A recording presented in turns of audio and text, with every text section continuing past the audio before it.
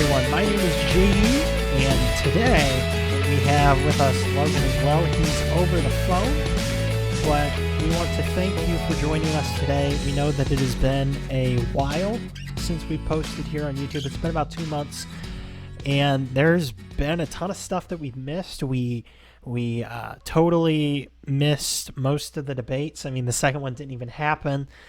We missed the whole Amy Coney Barrett fiasco, and we've been a lot more active on our social media on Twitter, and we've started getting back into Parler. Parler was something that kind of fell by the wayside as we got into the fall, but that's something that we've started being more active with, and also, like I said, our Twitter as well in the last couple of weeks leading up to the election and now post-election. And we figured that it would be a perfect time after the election, after we know who is going to be president of the United States for the next 4 years, to kind of jump back in the YouTube game. And here we are a week later, and we still don't know who is the president of the United States or who will be for the next 4 years. And Logan, how you doing?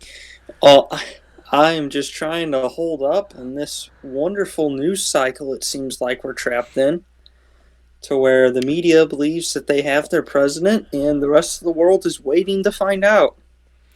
Yeah, and I mean, that has been the biggest focus for the past week. I mean, obviously, because of the election that happened, 9 days ago? Obviously, the president is a very important office, not only for our nation, because it is the highest office of the United States, but also worldwide, because it is the most influential office worldwide in terms of global politics as well. And the media, the rift between the media and the people has become very apparent in the last 9 days. And I mean, let's start with the darling child of conservative media, Fox News, and how they have fallen from grace quite a bit in the eyes of the conservative movement. And it really seems as though the only people left at Fox News that have any... I don't want to say backbone, because I don't want to just slam everyone there, but it's very obvious what the marching orders are from the executives at Fox News, which is now owned by Rupert Murdoch in the passing of Roger Ailes a couple of years ago. But it's obvious what the marching orders are. Because on election night, the famous faux pas of them calling Arizona like a half hour after the polls closed in Arizona, they already called it for Biden, whenever there are still counts going on in that state. You know, it is far from being over in Arizona. It's far from being over in Georgia as well, as they are now going to manually recount that entire state. It is far from over in Pennsylvania, Michigan, and Wisconsin. Those 5 states have litigation, have lawsuits and allegations of fraud larger than we can even comprehend. And those 5 states are ultimately going to determine who is president. States here in the Midwest, like Missouri, who went to Trump by 15 points, are not going to be as influential. But those 5 states are going to be huge. And like I said, Fox called Arizona, and then they called, the race for Biden. And since that point, they have been very resistant, and there's been a couple different examples over the last couple of days of Fox News personalities and anchors pushing back very strongly on the idea that there could be any election fraud throughout this whole process. Yeah, you've been seeing it all throughout on Fox News. Most notably, that's caught a lot of attention was Neil Cavuto the other day during Kayleigh McEnany's press conference. He just abruptly cut away from it and said that we're basically not going to air this because I don't believe there's voter fraud. Yeah, and I don't know, did you see the thing with Sandra Smith? This I was one that I had not seen before, because Cavuto has been the one catching most of the attention for these kind of schematic games. But Sandra Smith had kind of a similar thing. She was on a split screen with a couple of other guests, and one of the guests that she had on her program started talking about fraud and voting irregularities, and she had some kind of a quip, some kind of snide remark about the fact that Fox News has already called this. And I don't know if her mic was supposed to be off or supposedly if she it was was on just a hot mic there. was it? Yeah. Yeah, because it didn't seem like that. I mean, it wasn't really directed. It was more like that she was talking to the producers in the room, that kind of thing, where she was, and she said something to the effect of, her face scrunched up. She looked really puzzled, and she's like, "We already called this."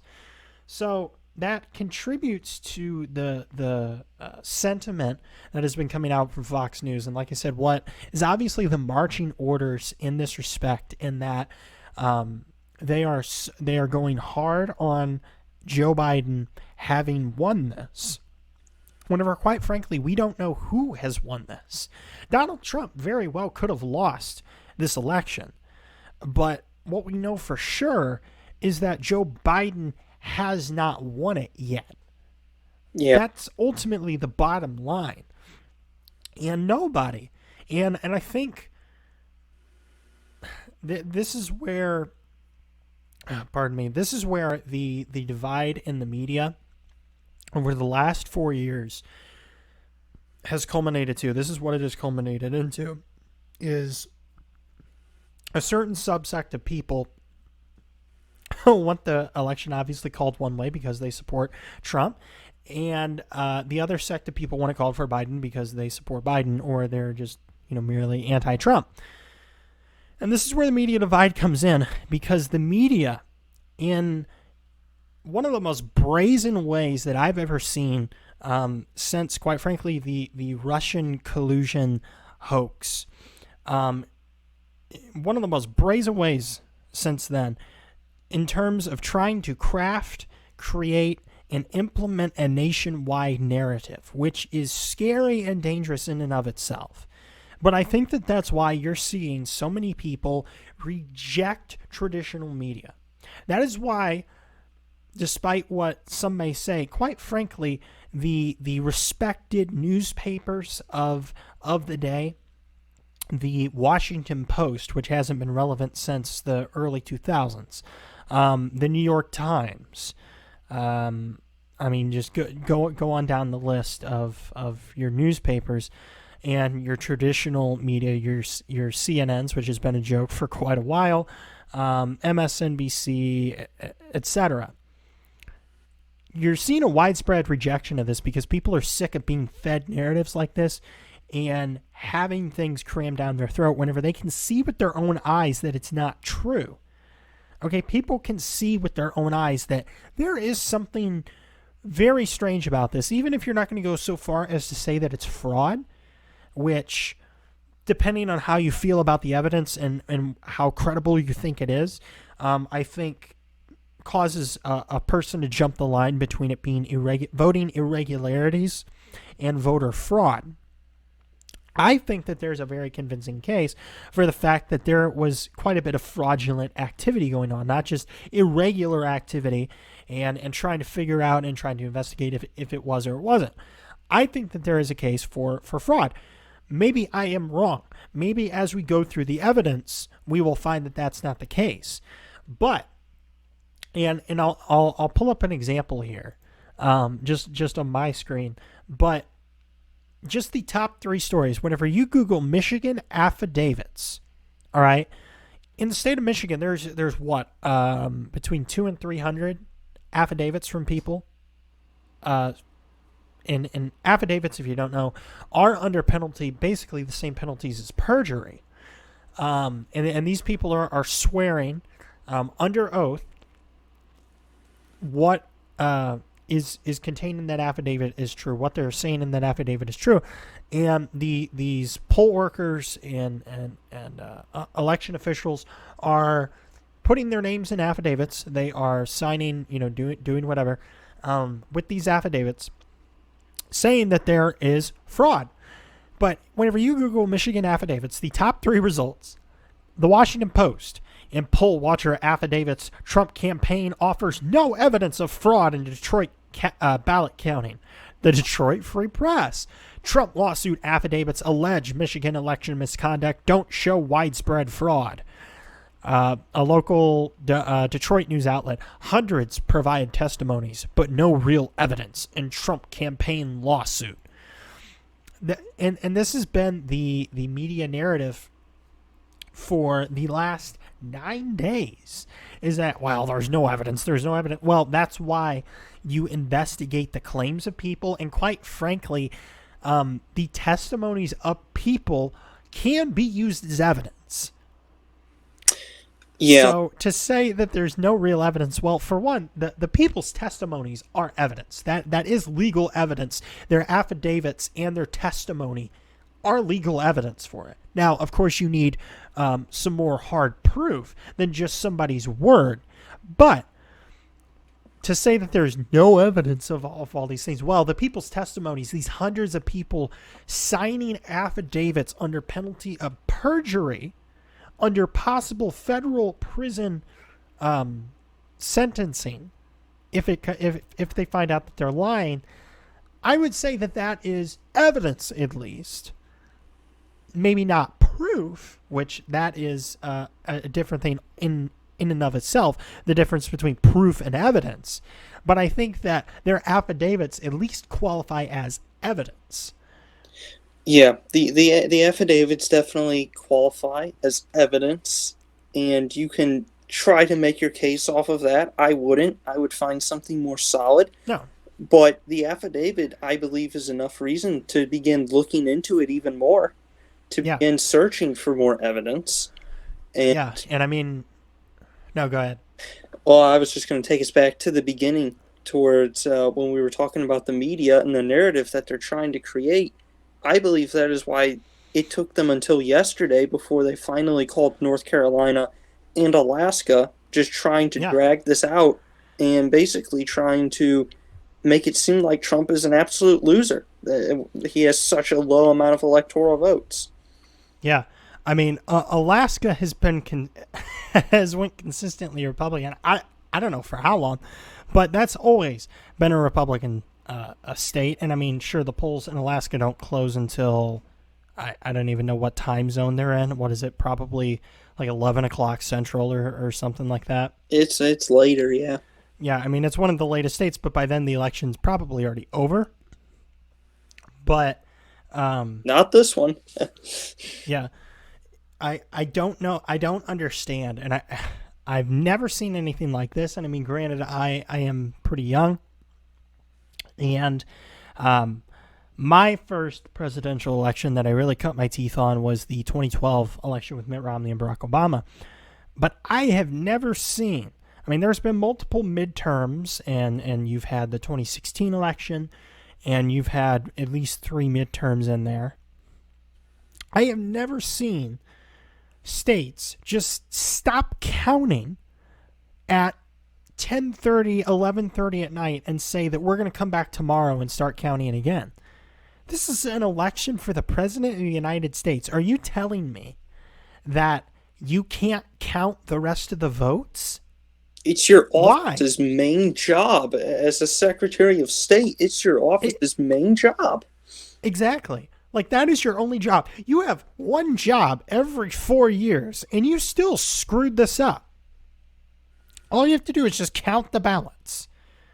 And it was amazing the excuses that people were giving on social media, on cable news. And they were like, well, you know, these people are tired because of the high number of ballots that they have. Have you never heard of shifts? You know? Yeah. Like maybe you're not cranking out hundreds of thousands of ballots or something like every hour, but you still have people there all throughout the night counting ballots and keeping those totals coming in, although it might be slower, although it might be more of a trickle, you're still doing it. Not just stopping, because that's what Pennsylvania did at about what, 10:30 here Central Time. Yes. On election night, they just decided, nah, we're just going to come back tomorrow. Well, even then, the excuse of we're tired, it was cute a week ago, but we're 9 days later, Yeah, and we're still counting.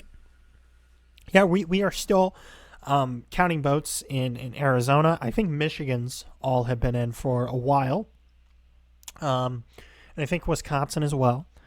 But I mean, we still, to my knowledge, are we still counting ballots in Pennsylvania? I know that we're still counting in Arizona. I believe that we're still counting in Pennsylvania. Yes, and today actually was whenever they were supposed to, and did they for North Carolina? They called North Carolina yesterday with a laptop. Okay. Because honestly, I haven't kept up, because in my mind, I was like, Trump won North Carolina. Yeah. And quite frankly, in my mind, Trump won Georgia as well. I really don't believe that Georgia flipped for Joe Biden. I just don't. No. Considering the number of time, it's amazing. Trump leads in all these states. And this is where YouTube will probably remove this video or something. Honestly, it wouldn't surprise me. I take that almost as a badge of honor. Yeah, I mean, if YouTube takes down this video, then I wear it as a badge of honor, because we'll get to social media here in just a moment. But in what world? There are 65% of the vote left, all right, in Pennsylvania. Yeah. Trump is up nearly 800,000 votes, just over 700,000, I think. Yeah. Let's be conservative in that number. Just over 700,000 votes. Trump is up 65% of the vote in, and now he's down by what, like 10,000 or something like that, 10, 15,000. Latest count I have is 55,000 votes. He's down 55,000 votes in the state of Pennsylvania. Latest results that I have at about 6 o'clock our time tonight. Oh my gosh. See, and what percentage of the vote is in? Is that 100% or is that like 99? It's in like 99, I think. Yeah. Here's the thing. In order for Joe Biden to make up that deficit, you would have to have like Vladimir Putin style election returns to make up that ground. Well, that's exactly what we saw. And you saw Joe Biden election returns in the 70 to 80% range in terms of people voting for him over Trump. And that just doesn't happen in America. I'm sorry. Even in the deepest red part of the country, like, you're still not going to have like 80% of everyone voting for one candidate. I mean, you know, it just doesn't happen like that. We're here in Missouri, a very red state, and Trump only won it by like 15 points, wasn't it? Yeah. I mean, 15 points is huge in terms of percentage points. I think that was slightly smaller than what it was in 2016, but you also had much more people voting. Yeah. So that kind of that mathematically will just make that percentage shrink because of the number of people, and you would have to have, you know, X more people voting for Trump this time in order to get that equivalent percentage. Yeah. So it is a little deceptive, just mathematically, how that works. But you know what? Even what I said, the more that I think about it, it really doesn't square quite as well as I'd hoped, because actually in the deepest red part of the country, you know what, you probably actually do have times to where for Republicans, like in here in Missouri, let's take it for instance, you probably do have counties to where Trump wins like 70% of the vote or something like that. But granted, these counties, where are they going to be? They're going to be in rural areas with a lot less people. Mm-hmm. So mathematically, it's easier to get those higher percentages. But in a major metropolitan area to where you have hundreds of thousands or over, 1 million people living in a heavy metropolitan area like a Chicago or Philadelphia or New York or something like that. If you're going really extreme, all of those numbers of people, you're not going to have that kind of spread. Yeah. It's just not going to happen because there's physically too many people there and too many differing points of view. You're not going to have a 70% spread in that way, you know? You're not, but you You're saw just that. not. If you run away with it, you're looking at like 60%, and that's considered like running away with it in a major metropolitan area. I mean, given that in some of these returns, Joe Biden performed better than Ronald Reagan in 1984, Exactly. where Reagan won 49 of 50 states. Yeah. I mean, And I mean, Joe Biden underperformed Barack Obama. He underperformed Hillary Clinton in every major metropolitan area, of which are controlled by Democrats largely, mind you, except the 5 metropolitan areas in the 5 states that Joe Biden needs to win: Arizona, Georgia, Pennsylvania, Michigan, and Wisconsin. So the corresponding metropolitan areas would be Phoenix, Atlanta, Philadelphia, Detroit, and Milwaukee. He underperformed Barack Obama and Hillary Clinton in all metropolitan areas, most of which are Democrat controlled, except those 5. He did better. he just knows where the It's campaign, just, man. it's just things like this, and where there's smoke, there's fire. And there's quite a bit of smoke right now. You would die from smoke inhalation if you were in this building that were on fire right now. You would die from smoke inhalation. And there are just too many coincidences. There's too many irregularities, we'll say statistical improbabilities. I won't say impossibilities, but virtually impossible. Like what we laid out with the percentages that Joe Biden got on these returns in these key states. But I'll say statistical improbabilities, these coincidences.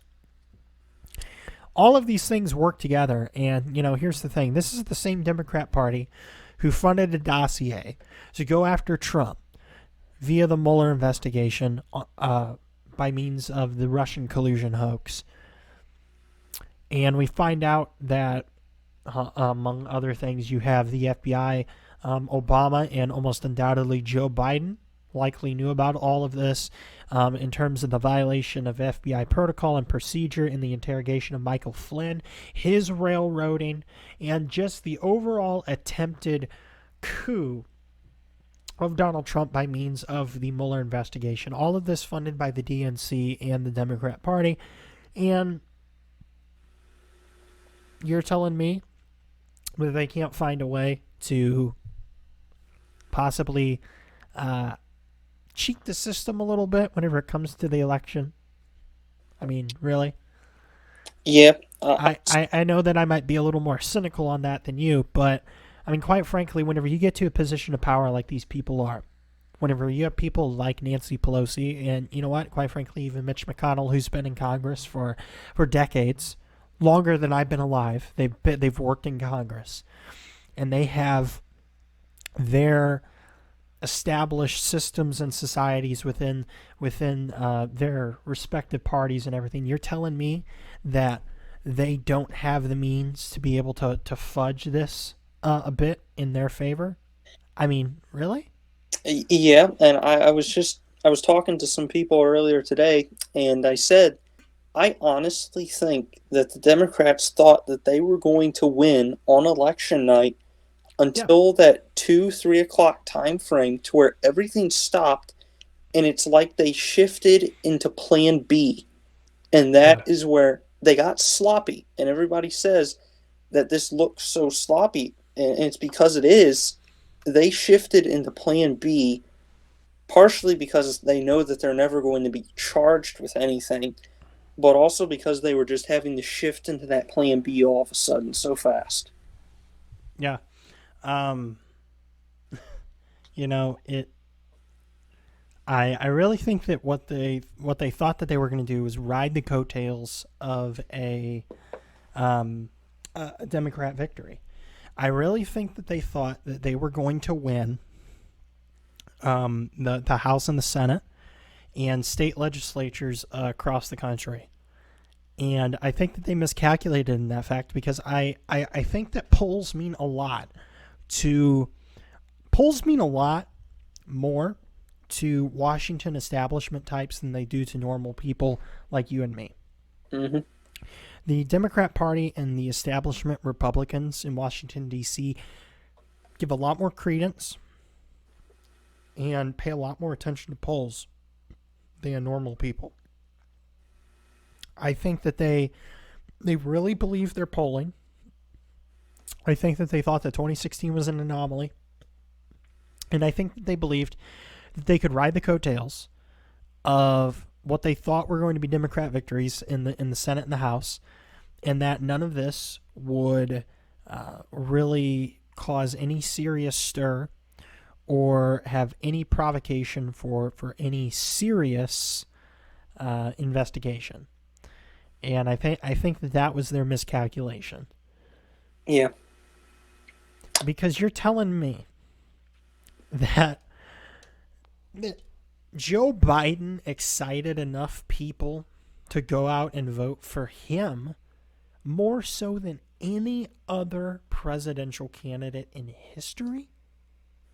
Really? Joe Biden? More so than than Barack Obama? His former running mate for president? You're telling me that Joe Biden excited more people than Barack Obama? He's electric. That just doesn't add up. None of it adds up. None of it makes any real logical sense.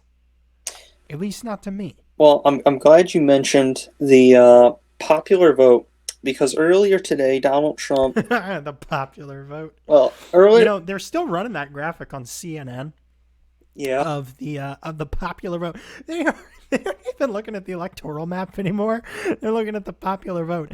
And they're like, look, Joe Biden has 5 million more votes than the popular vote. It's like, well, great. Those people all came from California and New York. Well, the great thing is that earlier today, Donald Trump, I don't know if you saw the tweet, he was talking about the Dominion voting system. Mm-hmm. And he accused them of basically flipping 2.7 million votes from Trump to Biden. Mm-hmm. And in all honesty, if that claim is true, and if they find out that this is true, obviously that's going to flip the election to Trump, and he'll be able to win handily in the Electoral College. Does that put him over for the popular vote? I did the math, that puts him over 255,000 votes in the popular vote then.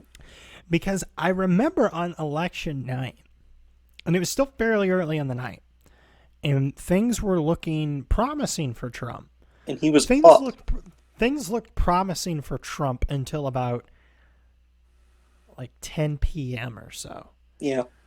Because that's whenever we started getting the whole, we're not going to count until tomorrow. We're tired. Yeah. And then you had the Fox call of Arizona already by then. Well, they called it, I guess. Yeah. I mean, they had already called it by then. I was thinking at the time. Yeah, they would have called it by. It was probably what? It was 9 o'clock. It was like 8:30 or 9 o'clock by the time they called it. It was like a half hour, 45 minutes after polls closed that they already called it for Biden. But things started going south for Trump after about 10 p.m. But I remember because I had texted you and I said, is anybody else amazed at the fact that Trump is winning the popular vote right now? Like, that usually never happens this late in the night. Like, polls, like I said, it was like 10 o'clock at night. It's like polls in New York have been closed for how long? Like 4 hours by that point? Yeah. So it's like, how is he winning the popular vote still at 10 p.m. at night? That's just abnormal. Like, most of the time, the Republican candidate might be leading, for a little bit, but that usually gets pretty eclipsed soon, just because of the votes catching up and the totals really coming in from the Atlantic Northeast and then you have the Pacific Coast. Will really seal the deal there. But it's like, how is it 10 o'clock and he's still leading the popular vote? Well, we were talked about it. He overperformed in these metropolitan areas while Biden underperformed. And Yeah, you saw that Biden then somehow in the five major metropolitan areas actually managed to overperform Obama and yeah, Hillary Clinton. yeah. He managed to do worse than all of them, except in these five metropolitan areas, which are the exact five that he needs to be able to win. And it just doesn't make sense with all of the gains that the Republicans made, because the Senate map was heavily favored for the Democrats this go around, just by means of the seats that were up. There were a lot of Republican seats up I this go mean, around. the deck There was were a stacked against lot. them. Yeah, it was really stacked against Republicans for them to retain the Senate, and they still managed to do it with only, I believe, one seat lost. And then in the House, where Democrats were expected to gain seats, Republicans gained seats. Gained enough seats that Pelosi might be out of the job for her speakership. And that too as well.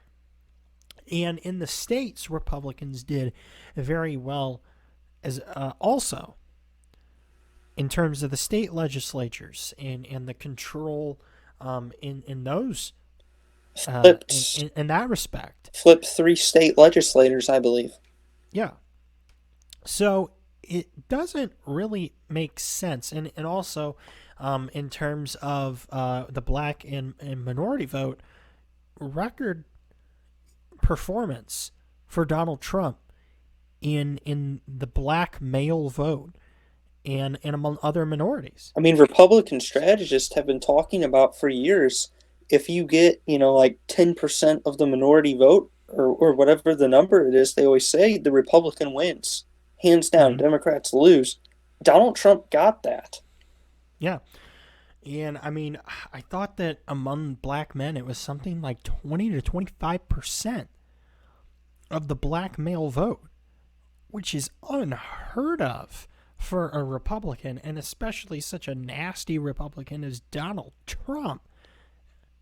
I mean, you haven't seen those numbers since 1960 when No. honestly the black population was more privy to the Republican Party Mm-hmm. before LBJ decided to do all of his things. Well, I mean, We won't talk about that. the black vote were privy to the Republican Party because they weren't the ones that were burning crosses in their yard and murdering them in the streets. That was, the Democrat Party and Robert Byrd and whoever else. Yeah. So, I mean, their affection, their attachment to the Republican Party might be understood in that respect because, we weren't lynching and murdering them in the streets. It's always a plus to get a group of people to vote for you. Yeah. And, especially when you treat them like decent human beings and then don't swoop in at the last minute and slap your name on a piece of legislation that Republicans were advocating for years on top of years. All the way back And into the 50s. And Democrats expressed opposition to it until 1964, whenever LBJ decides to slap his name on the front of it, and the rest is history. And then apparently the Democrats are the party of tolerance, and they're the party of civil rights and all these things, because they got to put their name on the front of it. Whenever really Republicans had been carrying that for years. But I mean that was unheard of. Mm-hmm. And Donald Trump performed very, very well, and I don't think that anybody expected him to do that, especially not with the media coverage. I mean, take the media coverage for what it is, and I mean, Our viewers probably do this as well, but I mean, we take it with a grain of salt, and it's really amazing because a lot of people don't. A lot of people still trust the media to a certain extent, especially whenever there's a widespread narrative across multiple platforms, across multiple sources. They're like, well, this must be true then. And it's really surprising to me the number of people who rejected that message, at least in terms of Donald Trump and his relationship with the black community. Yeah. That is really surprising to me because that's been something that Democrats and the left has been hammering for a long time because they don't want to lose that vote. No, they don't. They don't want to lose that vote. But transferring from the black vote, what amazed me was looking at the Latino and the Hispanic vote, and you really saw such a, I don't even know how to phrase it. I mean, just such an explosion for Trump, especially in Florida and within the eastern part of the United States and southern part of the United States. Yeah. And before I forget, I mean, let's get to some of the social media stuff that has been going on. And like I mentioned at the very beginning of this episode, we've started getting back a little bit into Parler, and a lot of other people have as well. On the right and in the conservative movement, because Twitter has really gone off the rails. And as a platform, as a concept, and as a platform, I like Twitter. I like that it's just real quick. It's real easy. It's not drawn out or anything like Facebook is. Twitter is just real quick and simple, and you can interact quite a bit with people on Twitter, more so than you can on Facebook or Instagram or anything like that. They're just more clunky, and they're more profile based. Yeah. But Twitter you can really just, pop off, your thoughts and interaction and stuff like that. But Twitter has really gone off the rails here in the last 2-3 weeks in terms of their censorship and in terms of their flagging of tweets of, well, this might not be particularly correct. So, click here and see what experts have to say about mail-in voting. Because Facebook and Twitter were both doing that, and Instagram were all doing that with the mail-in ballot stuff. Yeah. And whenever whoever it was claiming that mail-in ballots were not exactly the most secure form of voting, and then Facebook and Twitter would swoop in and be like, "Wow, get the facts on it. Everyone says that it's perfectly okay." Well, and now we're in the mess that we're in now with the mail-in voting, and if for nothing else, I hope that this entire experience shows what a repudiation of social media companies and this kind of crap. The dissemination of this kind of information and them trying to be these arbiters of truth and trying to fact check every claim that is on their platform from the most influential content creators. Yeah, and you can't go on Donald Trump's Twitter feed and scroll through any of his recent tweets without it having a massive freaking exclamation point. This is a disputed claim. Yeah, this claim is disputed. Click here to see election results. And then, it'll take you to AP, which declared that, Joe Biden won by 300 million votes or something like that. They're doing the same thing on YouTube. I mean, we'll probably have a little AP thing underneath of this video. Probably there will likely be some sort of warning, some sort of something on this video since it's talking about the election. It really would not surprise me, but Twitter and Facebook have gotten totally out of control, and that's why earlier this week there was and there might have been others, but I know for a fact on Saturday that there was a massive outage on Parler. Yeah, which has kind of become a conservative Twitter alternative. Something like 5 million people got on there in like one day. I mean, it exploded. Yeah. Parler really has exploded in the aftermath of the election because people are sick of it.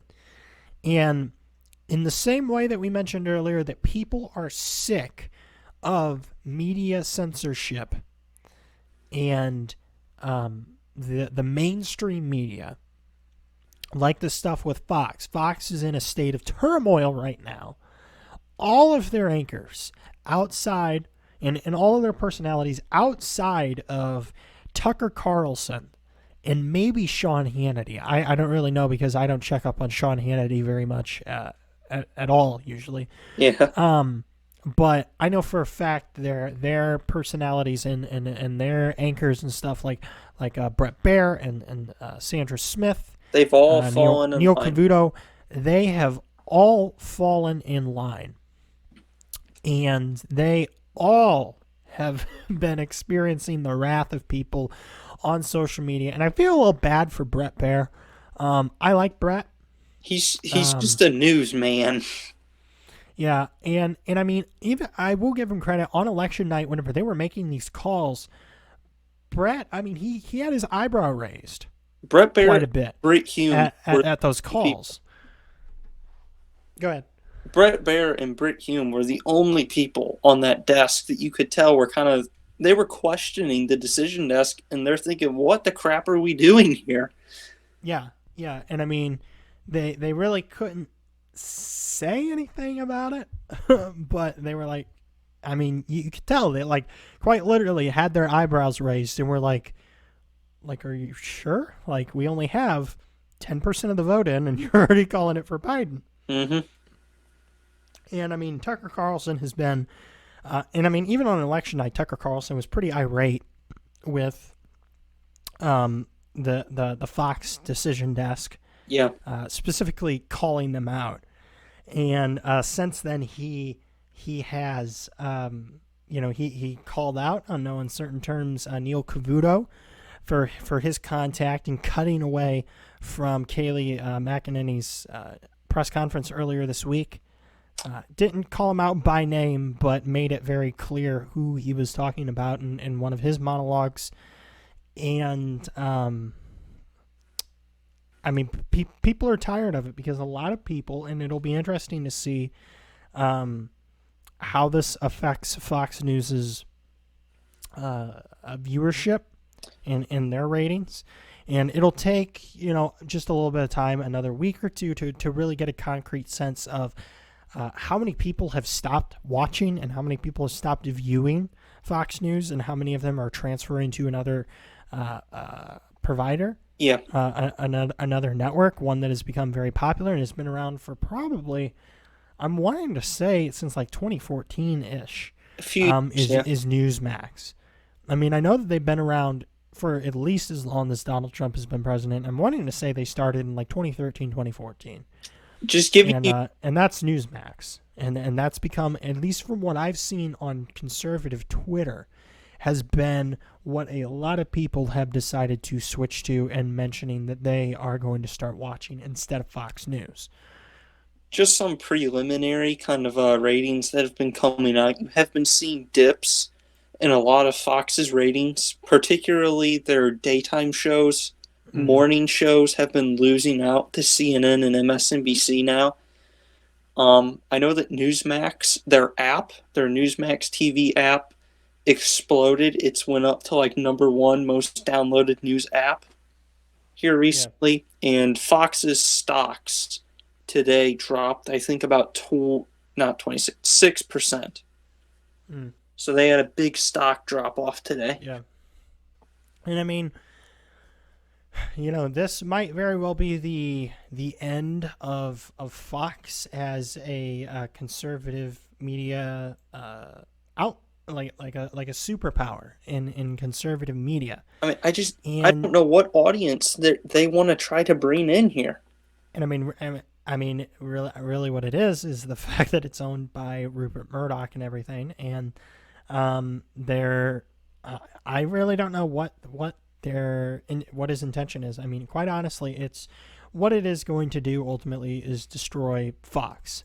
Yeah. As a network, which is unfortunate, but Fox really is a shell of its former self, which I know during the Obama years, I was I was critical of the way that Fox was run, and during the 2016 campaign, I was critical as well, because in my mind, Fox News is not really a conservative outlet; they're a Republican outlet. I've always kind of felt that way. They've almost, They're really not conservative. They're just Republican. I would describe them as a John McCain-esque outlet.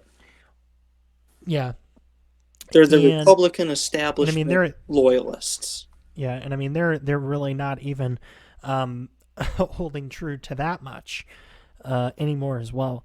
But I think that what this might very well be is the beginning of the end for Fox News in terms of a conservative media superpower, which I think has been on the horizon for a little bit, especially with as much new media as they call it has been developing and growing in popularity over the last couple of years.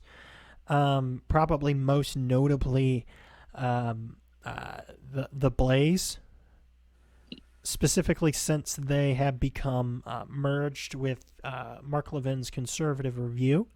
Yeah. And they had that merger because those were both of the largest. Those were like the two largest conservative news sources in terms of like the new media kind of stuff online.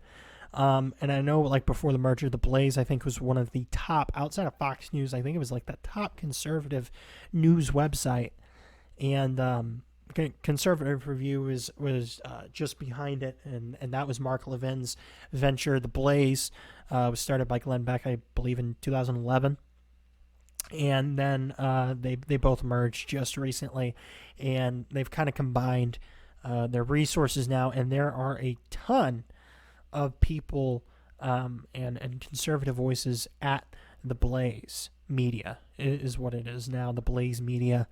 And there are a ton of conservative voices out there. And I mean, the Daily Wire also follows behind them with Ben Shapiro. I believe Candace Owens is now going to Daily Wire. You have Matt Walsh, the whole gamut over there.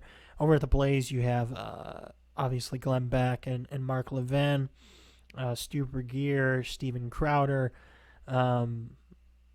and I can't remember all who else. I don't know if the Hodge twins are over there. I honestly can't remember if they do anything with the Blaze. But it's a whole gamut of conservative voices, and I mean that's the future. Yeah. Online content is the future, like it or not, and that was the intention whenever the Blaze started a couple of years ago, all those years ago in 2011, was that online content is probably, at that time, they were banking on the fact that online content was going to become the future, and that was a good bet because it has. That's the way that people consume media now. People don't watch what's called legacy media in terms of cable and all that kind of stuff. They might still watch shows produced by your like legacy cable companies, like your CBS's and Fox or NBC, ABC, like your sitcoms and your dramas and stuff that play on primetime TV during the week. But people are accessing those in different ways now. And I don't know how many people are really truly sitting down anymore at 5:30 at night to watch the NBC nightly news. Yeah. Those kinds of things, I mean, they're dying off. yeah, people are getting their news now all throughout the day, so they don't really want to sit down, at 5 o'clock and watch the news. They would rather do something else with their evening. Yeah. And like I was saying with like the streaming and everything, people want to be able to just to watch their content whenever they want. And ultimately you've kind of lost that I don't know, that connectivity between watching stuff together. Really outside the Super Bowl, you don't really have that anymore in terms of like television events that everyone like comes together for. Like the new episode of whatever show that's on Thursdays at 7 or whatever. You don't really have that anymore, that all these people watch, and then you have the discussion the next day in like the entertainment column in your newspaper. But people are moving away from legacy media because of this kind of crap. Mm-hmm. Because of this group thing that everyone in the media tries to have, and quite frankly, Fox News has been a fantastic example of it this last week. With all this crap, whenever people even mention the idea that there could be election fraud, even mention the idea that there could be some potential malicious intent and some bad actions that took place in this election, it's immediately dismissed. I mean, quite frankly, Fox News has become worse than CNN at this point with this kind of crap. I mean, CNN, at least you know what you're going to get, but this is just a total 180 from Fox News that I think a lot of people weren't expecting. And I'd be willing to bet. I think Trump he has planned rallies here within the future. I mean, I'd be willing to bet Fox cuts those. They're just as good as CNN. They're not going to show the rallies anymore. Probably not. They'll show Joe Probably Biden not. coming out to give a 2-minute planned speech. Yeah. Stumble his way through that. Yeah. But I mean, there's still a lot. Here we are 9 days out, and there's still a lot that we don't know. I mean, Georgia is going to start a hand recount of all of their votes. And there's just a lot of things. I know that we didn't get too deep into it because, quite frankly, I just want to wait to make sure that these things are true. I mean, the affidavits is a good place to start. I know that there's been a lot of people claiming things on social media. I don't really want to go into all of that. If you got something on social media, contact somebody. Yeah. And then, make it official, stand behind it. And I mean, I'm, comfortable with, the affidavits and everything because, like I said, those are under the same penalty as perjury. And those are people swearing under oath that what they are saying is true. They're putting their names, their reputations, their money, their personhood under possible imprisonment. And you're going against the Democratic Party and the media with that statement. Yeah, and people are putting all that on the line. And so, I'll accept that. I'm not just going to take it for truth, though, if it's on Twitter or something of the like. But we will see what happens over the next week. But right now, there's still a lot of unknown, a lot of things that we simply do not know. We really don't know what's going on in Wisconsin. We really don't know what's going on in Michigan or Pennsylvania. There's a lot of accusations, and there's certainly a lot of irregularities and statistical improbabilities, as I said, borderline impossibilities. I mean, you've seen a lot on a lot of media sources. People have been talking about, I think it's Binford's Law. Mm-hmm. Yeah, and that is something that a lot of people have been bringing up as Binford's Law in terms of the way that data is presented. And I think it's, like ones and twos whenever you're dealing with a real data set like this in terms of like voting tabulation. Ones and twos are like the leading number the most often or something like that, and 9 is like the least, and it kind of goes down from there in terms of the randomization of data sets. And they are noticing a lot of irregularities with the data sets coming out in terms of Biden's voting tabulations. Yes. Which, I mean, that's just something else that is improbable. It's irregular for sure. I mean, it's not hard proof. And I mean, I'm just spitballing here. I mean, I would think also, like, in terms of the lawsuits, the court cases, all that kind of stuff, I mean, they could bring forward statisticians to offer further light on these things that further, shed doubt on the validity of what we're seeing in terms of the returns and everything like that. I suppose they could do that, bring forward really reputable statisticians and election mathematicians, etc. You got to follow the numbers. To determine that. You got to follow the science, man. Yeah.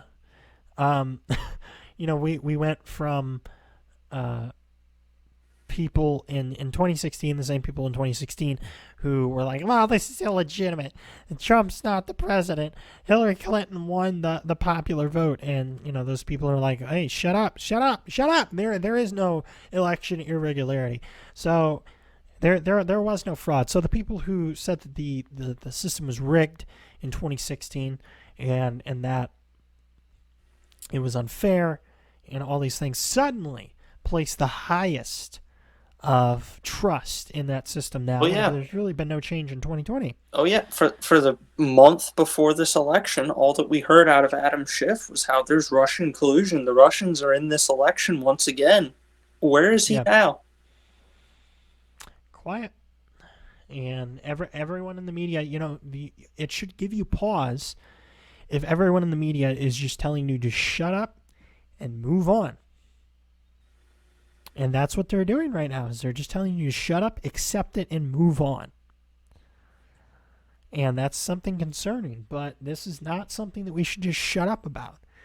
There is real concern here, and certainly enough evidence for at least investigating these things and to figure out why. Why would these things have happened if they're true? Why? Is it just all of these people who are signing these affidavits just aren't understanding? They maybe didn't see what they thought they saw?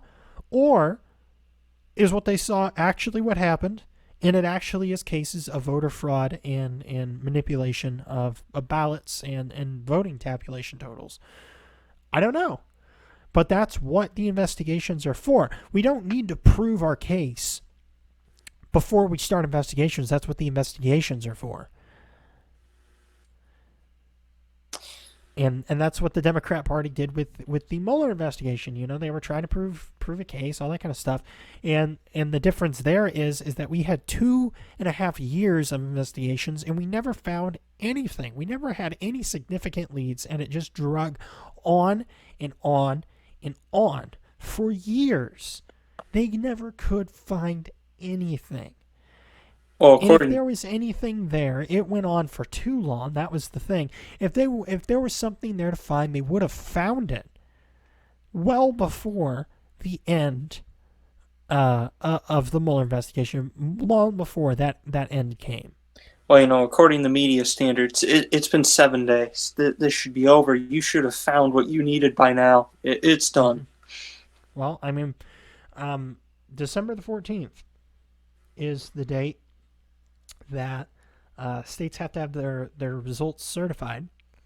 So you have about a month. And this is all being fast-tracked by, Bill Barr and all of the different offices and investigators and everything. It's all being fast-tracked. It's all trying to be pushed through and done as thoroughly as possible, but also expedited so that these results and these findings can come out before states have to certify. And I would like to point out that Joe Biden has already went back on a campaign promise. At the second debate, he did say that he would not declare victory until the states certified the results. Mm-hmm. Knowing Joe, he probably just didn't know what he was saying at that time, but they haven't certified the results yet. No. And like I said, starting off, we have no idea who the president of the United States will be for the next 4 years. It may or may not be Donald Trump. It may or may not be Joe Biden, but we don't know that it is Joe Biden like the media is declaring and telling you. And maybe, in another week's time, the next time that we do an episode, we'll have a clearer picture. But as unsatisfying as it is, we really don't know. We're 9 days out, and we still don't know. Logan, thank you for joining me tonight here on the WireTap, and thank you all of our viewers, for joining us for this episode. Like I said, it has been like 2 months since we did an episode. Like our last episode that we recorded was on September 16th. It's been 2 months. And really, a lot of things have went on since then in politics and personally. things that have just needed to be dealt with, and it was just appropriate to just take a step back and just to kind of clear the air for a little bit. And here we are. Here we are again. Also, another thing, and this is something that I'll just add in closing. Our camera. I'll divulge this information. Our camera that we normally use is totally destroyed. The the one that Logan uses is actually broke, and it's very unfortunate because now the only option, I don't have hundreds of dollars to spend on a new camera at the moment. So because I wouldn't get one just to replace this, I would get one that's actually good. And I just don't have the money for that right now. But this is totally destroyed. The lens is all kinds of screwed up. So our only options is to do stuff like this, like on the phone, or using a little rinky-dink webcam that we used to use all the way at the genesis of the channel for I think it was your camera, actually, Logan, that we used that webcam on. Yeah. But that's our only option, is to go back to that. But this camera is all kinds of screwed up. The lens doesn't come out properly or anything. It is all kinds of screwed up. So that's also why, because I've been deliberating what to do with this and whether or not to get a new camera, and I just kind of put it off. But eventually got to the point where it's like, I want to make content again. I want to talk about some of this stuff, and the election just happened, and I'm derelict in my duty if I don't at least talk a little bit about this. But yeah, so that's where we are with technology anyway. So that's why Logan is on the phone, and I'm using my own camera to record this. But again, Logan, thank you for joining us tonight, and thank you all as well for joining us. Make sure you go down to the description. We have all of our links down there for all of our social media. Make sure you leave likes, subscribe, comment, leave suggestions for videos that you want to see in the future. And for Logan, I'm JayJen saying goodbye. God bless. And we will see you in the next episode.